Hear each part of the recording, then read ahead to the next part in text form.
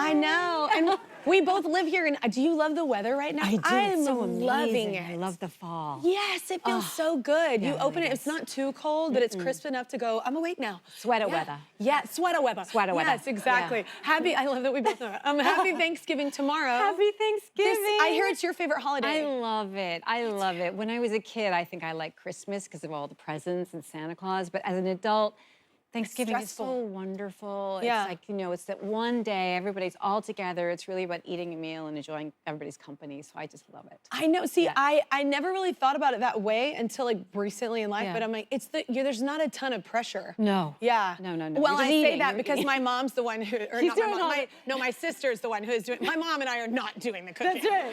It's for damn You're sure. just doing the eating. Yeah, I make like jalapeno relaxing. cream corn. That's it. Yeah.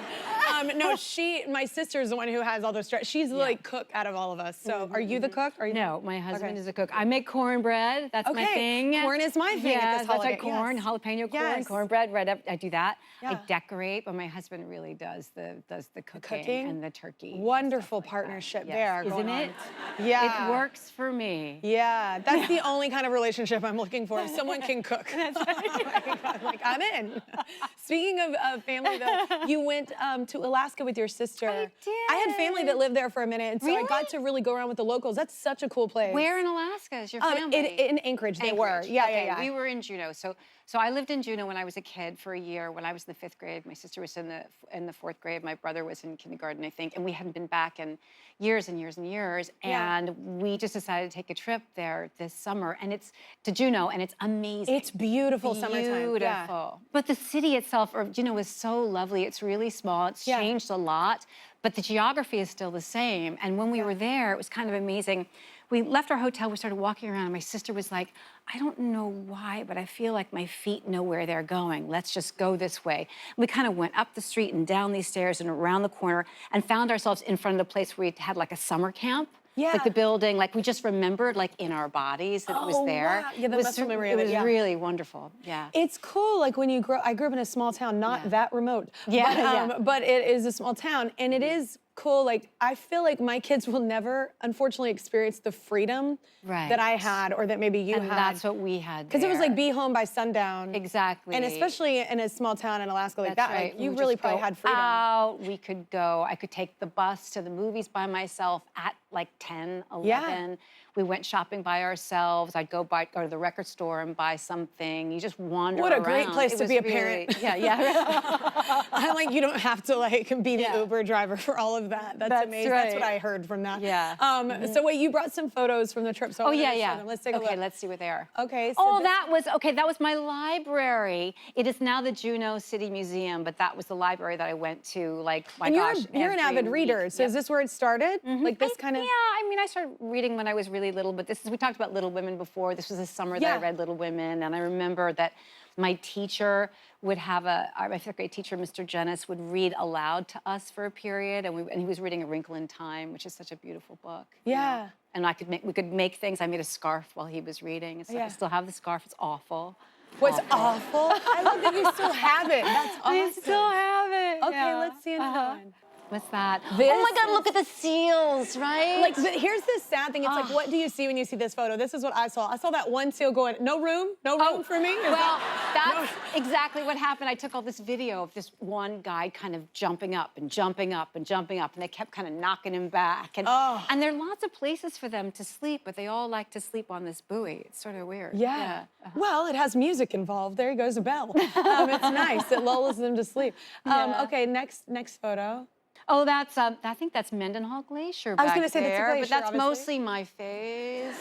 Yeah, but that's the glacier, which has changed a lot. And your actually, perfect since teeth. I was so mad about this. Thank you. I was like, oh my God, Thank you you have for nothing noticing. wrong with your braces. teeth. I Yeah. had braces. Well, I did too, Yeah. but I don't know. Do you some wear your kind of- retainer though? I mean, did, totally. Because that's the thing. If you don't wear your retainer, It's not even just the retainer. No, there's a lot going on with my teeth that I felt like was genetic and no one told me about. And then I was like, cool, thanks for that. So you're part of a new campaign promoting brain health. So explain what it is. I am partnering with Lilly on this campaign called Brain Health Matters to encourage people to be more proactive about their brain health, because it's not something that we talk about often enough. I think we've normalized— it scares people. Yeah, we've normalized a lot of other health care, but we don't really talk about our risk for dementia or Alzheimer's, and we don't often talk to our physicians about it. And so we really want to normalize that, going in and asking for your risk factors for dementia and Alzheimer's, and to get a cognitive assessment. And also to talk about like just things that you can do for your health and your brain in general. What's something to know that maybe people don't about Alzheimer's?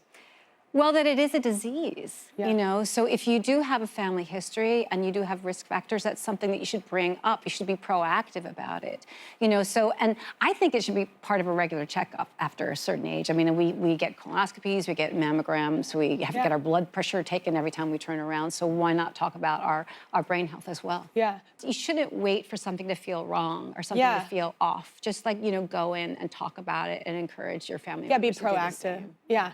You do something that I had never heard of. You walk backwards. Oh, right. What is this? That was something a trainer told me a long time ago. This is good for your body and good for your brain. Anything that you do that engages your brain in a different way in terms of physicality or behaviorally. Like changes a pattern. It changes a pattern. Yeah. And somebody told me once, like, just walk backwards. Like, and she would have me do it on the treadmill sometimes too. Just walk backwards. I would break something. Yeah, I know, you can do it though. You can turn it down really low or walk backwards uphill. But you're looking for things that engage you, that are new. Anytime you learn something, I think social engagement, intellectual engagement, all of those things are great for your brain and general physical health too. Yeah. Your blood pressure, your weight, your exercise, all of that stuff is like really important for your brain. Did your interest or awareness of this start with Still Alice when you were part of that? You know, it probably did. Yeah. I mean, it was something that I wasn't familiar with. Yeah. And the people that I met were so amazing. The doctors and the caregivers and the patients themselves were so eager to share their information with me. I was really interested in them, and they were thrilled that there was this kind of film out there that was sort of exploring this condition. Yeah, absolutely. Well, the film, that film actually asks, what is your essential self if your memories are gone? How about that loaded question? That's a big one. I know. How do you answer? What's your answer for that? You know, because I'm not answering it. I actually thought, that's right. Go. I think people have this idea that it's always, that all we are is about memory. And I absolutely, you know, memory is kind of is our accrued experience, is how we kind of understand it.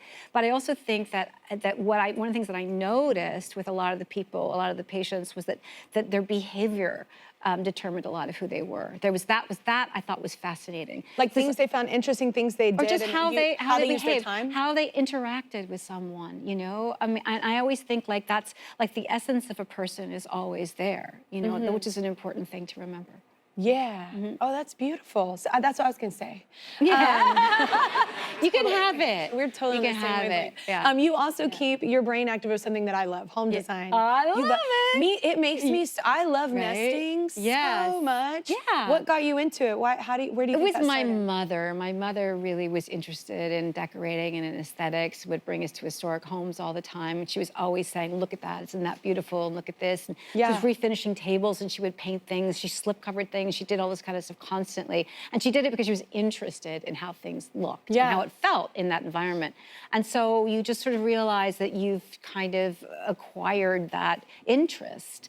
So for me, I mean, I remember one of the first interesting pieces of design I bought was a Noguchi lamp and a Kari lamp. Noguchi was a sculptor who made these kind of beautiful, massive works in stone, but he also created this line of lamps, these paper, they're almost like lanterns based on Japanese lanterns. It was very affordable. As a young person, I could afford this little tiny lamp. And it was my first actual piece of design. It was a wonderful entry point into that. Yeah. Oh my God, there's this, I think his name is Aaron Taylor Kuffner. Yeah. I think he has a studio here in Brooklyn, because I'm about to go hunt him down and find him. But but I just saw him in this video, and it's beautiful. It's these, have you ever heard of a gamelotron?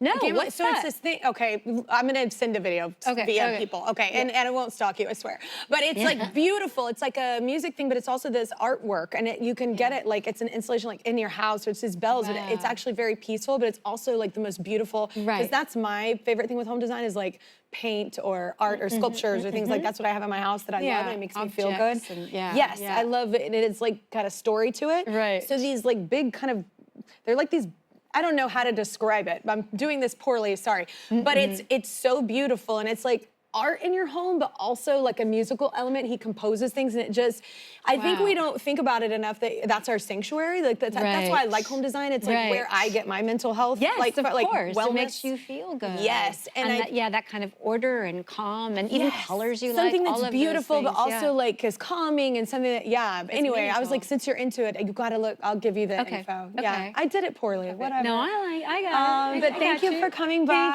Thank you for keeping everybody so aware. This is so important. Brain health does matter, everybody. You see how I tied that in? Didn't mean to. Julianne Moore, everybody. You can find more